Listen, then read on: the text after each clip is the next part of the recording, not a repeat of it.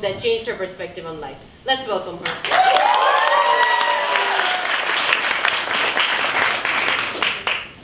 Growing up, I was born and raised in Syria, and my family and I were forced to leave due to the war.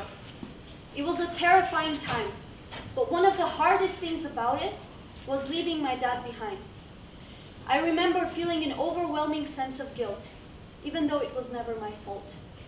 But what really kept me up at night was the fear that something might happen to my dad, and I would be powerless to help him. This fear and anxiety followed me everywhere I went. Even after we settled into our new home, the worry and guilt continued to weigh heavily on me.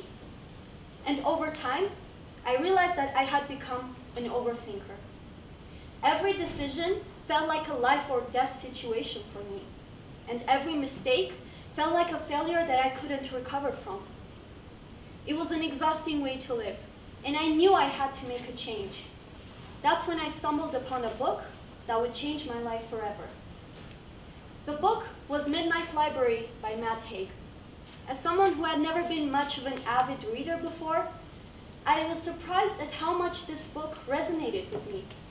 It opened my eyes to a new way of thinking and living. The book tells the story of a girl who is stuck in a perpetual cycle of life and death, always searching for the perfect life. But the catch is, she's never satisfied with her choices. Any and all the lives she tries bring her back to the library, where she chooses the next life to live. But the more I thought about it, the more I realized that I was just like her. I was always searching for the next big thing, always wanting more to fill the void inside me. But what is this void, and why do so many of us feel it? I believe it's because we're conditioned to believe that we need external things to be happy. In a world where we have infinite options and social media influences our every move, it's easy to feel like we're not living up to our potential. We strive to be extreme in everything, to be noticed and recognized. We've become so obsessed with being noticed that we've forgotten the value of being average.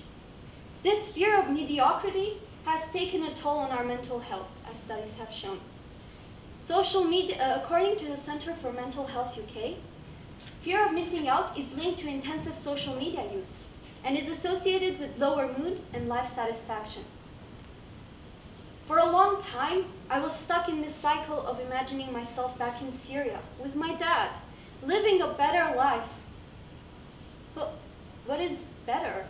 And how did I know that it would make me happy? In truth, I didn't.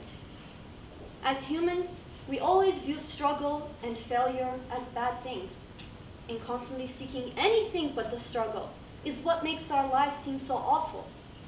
When we face situations that are out of our control, it's easy to get stuck in this cycle of rumination and regret. By dwelling on things that we could have been or could have done, won't change the past, and it certainly won't help us move forward. At the end of the day, everything that happens around us is a matter of perspective. Our perspectives are shaped by values, and unhealthy values can lead to an unhappy life.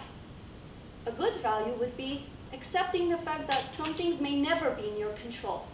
Okay, it is a difficult pill to swallow, but it's a necessary step to take to find peace and contentment in our lives. For me, it was accepting the fact that I may never go back to Syria again. It was a difficult pill to swallow, but I realized that I didn't want to live in this state of perpetual grief and regret. And so, I made the conscious effort to focus on the things that I could control. My relationship with my friends and family, my education, my career, and by doing so, I found that it brought me a sense of peace and contentment that I had never felt before. So, let me leave you with this. The next time you find yourself feeling like you're not enough, take a step back and ask yourself, why? Is it because of external factors? Or is it because of the way you're viewing your life? Remember, happiness is not something that can be bought or achieved. It's something that comes from within. And when we learn to appreciate the life that we already have, we find that happiness is right there waiting for us. Thank you.